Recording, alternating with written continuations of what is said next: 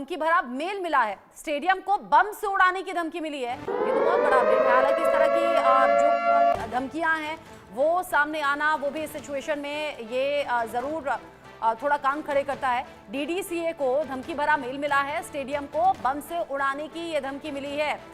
हमने देखा कल किस तरीके से, जैसे मैंने जिक्र किया अभी, धर्मशाला में आईपीएल का मैच चल रहा था, मैच बीच में ही रोकना पड़ा, फ्लड लाइट्स ऑफ की गई क्योंकि जगह जगह जो बॉर्डर से सटे हुए एरियाज थे वहां तो ब्लैकआउट हुआ ही, लेकिन जो अलग अलग इलाके हैं वहां पर भी लोगों से सजग रहने के लिए कहा गया। उसी बीच आईपीएल का मैच रुका और अब हफ्ते भर के लिए इसे टाल दिया गया है। आगे डेट्स जो भी है फाइनलाइज होंगी, लेकिन डीडीसीए को ये जो धमकी भरा मेल मिला है उसके बाद भी जो सुरक्षा एजेंसियां हैं उनके कान खड़े हो गए हैं। स्टेडियम को बम से उड़ाने की धमकी मिली है। डॉक्टर आदर्श कुमार, आज की सिचुएशन को कैसे देख रहे हैं? मॉक ड्रिल होना या फिर लोगों को ब्लैकआउट का मतलब समझाना, मायने समझाना और उन्हें ये बताना कि युद्ध या हमले की स्थिति में आपको क्या करना है, ये अवेयरनेस के तौर पर ही देखें। लेकिन बहुत से लोग ऐसे हैं जो डर रहे हैं, घबरा रहे हैं, कह रहे हैं कि पता नहीं क्या हो जाएगा।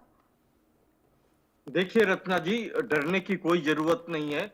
जौहर की ज्वाला को जगा दे, आग लगा दे प्राणों में, नूतन शक्ति जोश जगा दे भारत के दीवानों में।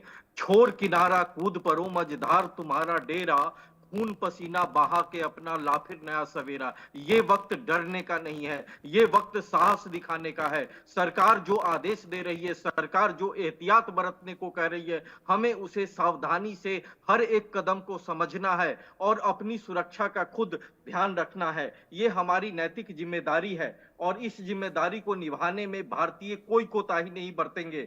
जिस तरीके से एक एक इंस्ट्रक्शन दिए जा रहे हैं उसका अगर हम पालन करें तो हमें मालूम है कि हमारी भारतीय सेना जो है वो काफी सक्षम है और जिस तरीके से भारतीय सेना ने मुंहतोड़ जवाब दिया है, उनके एक एक हमले को नाकाम किया है, वह दिखाता है कि हमारे सेना का जो शौर्य है, पराक्रम है, वो अद्भुत है। तो किसी भी नागरिक को, किसी भी देशवासी को डरने की जरूरत नहीं है, बल्कि मुंहतोड़ मुकाबला करने की जरूरत है। हमें समझने की जरूरत है कि सरकार जो जो एहतियात कहने को कह रही है उनका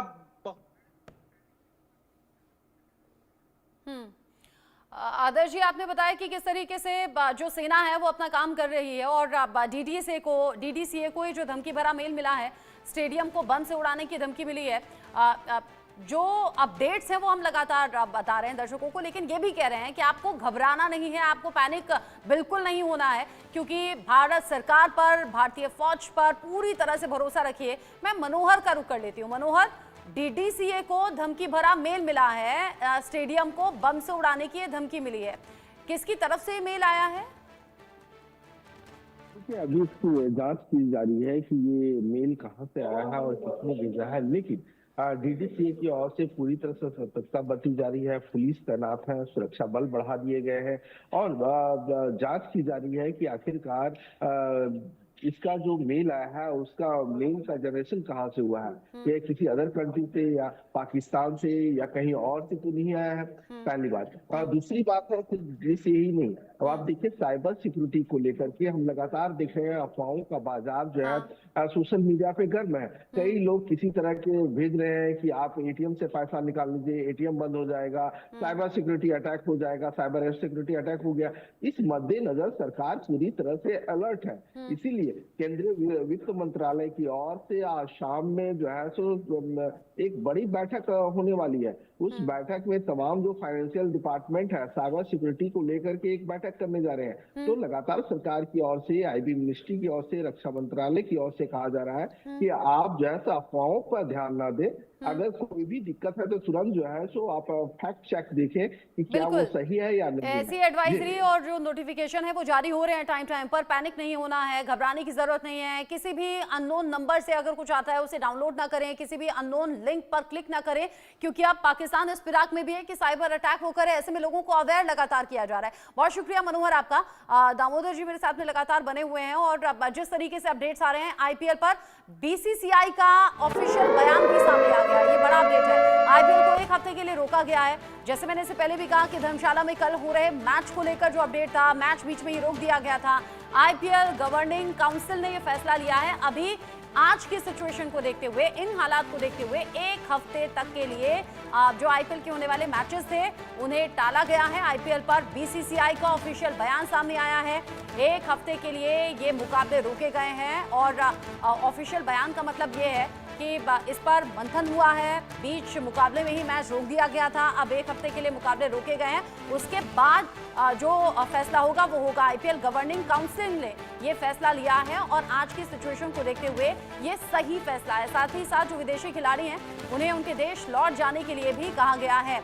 आज की ये सिचुएशन, जब देश की सुरक्षा सर्वोपरि होनी चाहिए तो ऐसा हुआ भी है। देश की सुरक्षा को देखते हुए, आम लोगों की, आम नागरिकों की सुरक्षा को देखते हुए ये बड़ा फैसला लिया गया, क्योंकि हम जानते हैं जब इस तरह के मुकाबले होते हैं तो फिर बड़ा क्राउड वहां पर होता है, तो किसी भी तरह से अनहोनी ना हो, इस बात का भी ख्याल रखा गया है।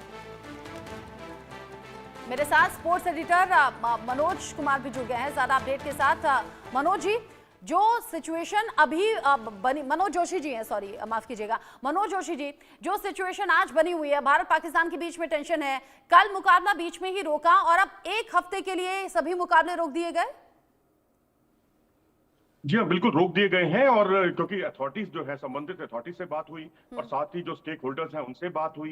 पहले तो ये खबरें आ रही थी कि पूरी तरह से आईपीएल को ही रोक दिया गया है, क्योंकि उसके बाद विंडो मिलना संभव नहीं है, क्योंकि उसके बाद अगस्त और सितंबर में एक विंडो है जो जिसमें एशिया कप होना है, और एशिया कप में क्योंकि इंडिया भी भाग लेता है, पाकिस्तान भी भाग लेता है, तो वो अब मुमकिन नहीं है। एशिया कप का आयोजन जो है कटाई में पड़ता हुआ दिख रहा है। तो ऐसी स्थिति में आईपीएल को अगस्त या सितंबर में ले जाने को लेकर काफी जोर शोर से चर्चा भी हुई, लेकिन अगर किसी वजह से वो विंडो नहीं मिला तो फिर आईपीएल बहुत लंबा खिंच जाएगा। 12 अरब डॉलर की जो एक इतनी बड़ी जो ये लीग है, इतनी बड़ी इसकी ब्रांड वैल्यू है, और स्टेक होल्डर्स को भी आप बिल्कुल नजरअंदाज नहीं कर सकते। ठीक है, सुरक्षा अपनी जगह पर है, सुरक्षा तो एक प्राथमिकता है ही, लेकिन अब यहाँ जो फाइनली डिसाइड किया गया है, एक हफ्ते के बाद जो है सिचुएशन को देखा जाएगा, उस पर नजर रखी जाएगी और उसके बाद फैसला लिया जाएगा। क्योंकि जो जहां पर है फॉरेन प्लेयर्स भी, उनको कहा जरूर गया है कि वो अपनी स्वेच्छा से अगर वो रुकना चाहें तो उनकी सुरक्षा की जो है भारत सरकार गारंटी लेती है, वो यहाँ पर रुक सकते हैं। लेकिन एक हफ्ते के बाद जो है, क्योंकि बहुत पैसा यहाँ पर लगा हुआ है तमाम फ्रेंचाइजी ओनर्स का, तो उसको भी ध्यान में रखा गया है, उनका भी सम्मान किया गया है। एक हफ्ते के बाद स्थिति का पूरा आकलन किया जाएगा और उसके बाद इसे अनिश्चित काल के लिए स्थगित भी किया जा सकता है, और कुछ एक मैचों को चेन्नई या बेंगलुरु या उन स्थानों पर जहां जो उतने संवेदनशील नहीं है, क्योंकि अब धर्मशाला का मैदान अगर आप देखेंगे तो ये बहुत ही पठानकोट से तकरीबन 90 किलोमीटर की दूरी पर है, तो वहां और दिल्ली या यहाँ के जो उत्तर भारत के जो जितने भी वेन्यूज हैं उनको हटाकर इनको चेन्नई या बेंगलोर ले जाने की भी बात चल रही है। जी, आप बता रहे हैं कि आगे इस पर सोचा जाएगा कि आखिर क्या करना चाहिए, लेकिन अभी के लिए एक हफ्ते के लिए ये मैचेस यानी कि मुकाबले रोके गए हैं और ये देश की सुरक्षा को लेते हुए किए गए फैसले हैं। मनोज जी, हम देखते हैं जब इस तरह के मुकाबले होते हैं, जो खिलाड़ी हैं अपने जो देश के खिलाड़ी या विदेशी खिलाड़ी, वो तो होते ही हैं, उनकी जो सिक्योरिटी है वो तो कंसर्न है ही, लेकिन बड़ी तादाद में जो दर्शक होते हैं उनकी भी तो सुरक्षा ध्यान में रखी गई होगी और किसी भी तरह की अनहोनी ना हो, एहतियातन ये फैसला आज की डेट में जरूरी था भी। जी बिल्कुल, और एक संभावना ये भी है, इस पर भी विचार उठा था, स्टेक होल्डर्स का भी पैसा बहुत ज्यादा इन्वॉल्व है, उन्होंने ये भी एक सुझाव दिया जो हमें सोर्सेस के हवाले से पता चला कि यहाँ जब भी कोई मैच हो तो उसमें बिना दर्शकों के उसको आयोजित किया जाए। वो स्टेक होल्डर्स उसके लिए भी तैयार हैं, क्योंकि टीवी पर जो बहुत मोटी धनराशि इस पर लगी हुई है, तो बिना दर्शकों के भी मैच आयोजित करने का एक प्रस्ताव सामने आया था। लेकिन इन सारी चीजों पर अभी फिलहाल विराम लगा है एक हफ्ते के लिए, क्योंकि पहले तो अनिश्चित काल के लिए हटाने का एक सुझाव आया था। अच्छा, और भारत सरकार यानी आप कह रहे हैं कि बिना दर्शकों के भी मैच आगे हो सकते हैं, ऐसी